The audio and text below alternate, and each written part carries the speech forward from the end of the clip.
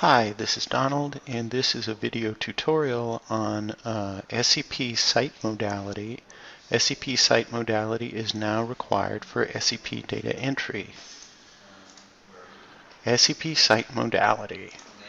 The AIDS Institute is tracking SEP syringe transaction data by modality, so this doesn't refer to IDIs or those kinds of things. You can set up modalities for IDIs or other services, but this is really specifically about the sites where you are doing syringe exchange.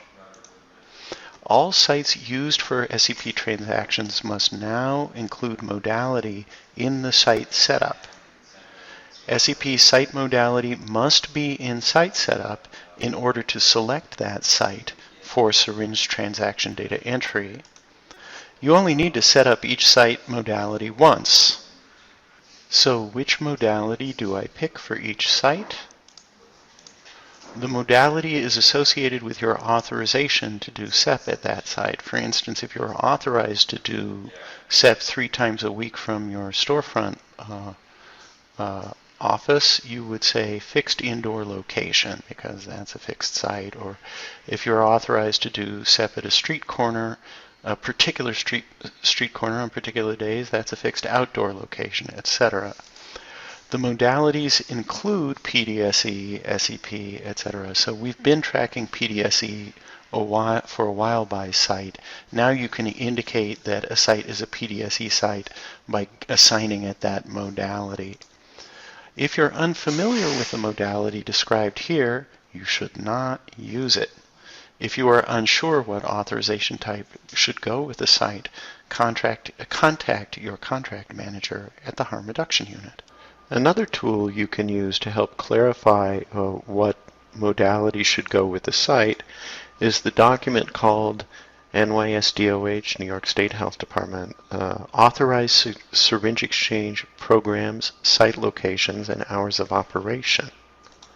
This document can help clarify the syringe exchange modality for a site. If you can't edit your SEP sites, contact your agency's AIRS administrator. Explain the situation because you need this done to get your syringe exchange activity entered. Remember, you don't need to do this for all sites in AIRS. You just need to do this for sites you use for syringe transaction data entry. Alright, so now I'm in AIRS and I can show you if I go to syringe exchange, I don't have any sites set up with modality, so now even if for years I've done syringe exchange, and I've gone here, and the first thing I do when I say add is pick a site. Right now when I pick a site, that list is completely blank. So here is the site setup that you need to do. And if you don't have the AIRS permissions to do this, you need to contact your system administrator or somebody who has the AIRS setup permissions to do this.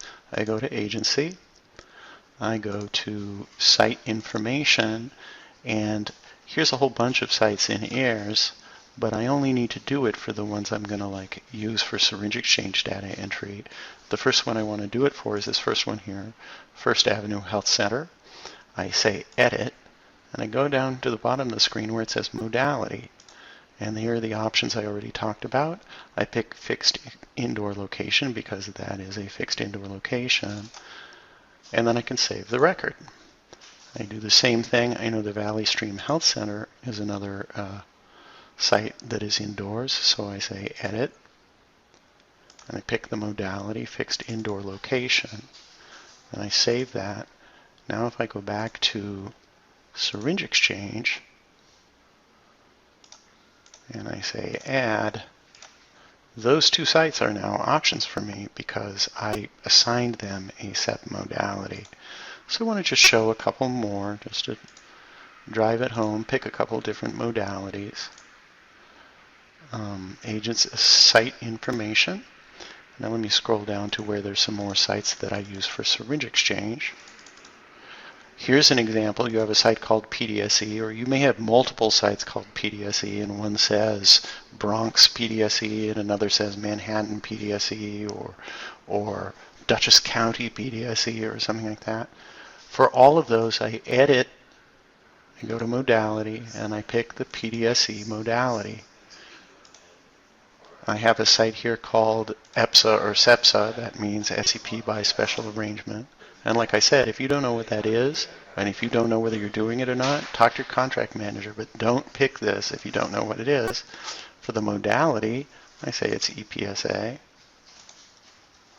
And here's another example. This is every week my syringe exchange goes to the corner of 15th Avenue and Lake Ontario Drive.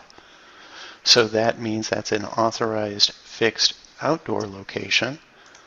I go edit, and I say fixed outdoor location. And we can see here a bunch of other options that I mentioned before, including SRO or walkabout or mobile van. But I don't have sites like that in this. You know, you've got the instructions now. And if you're not sure what type of site it is, go talk with your contract manager.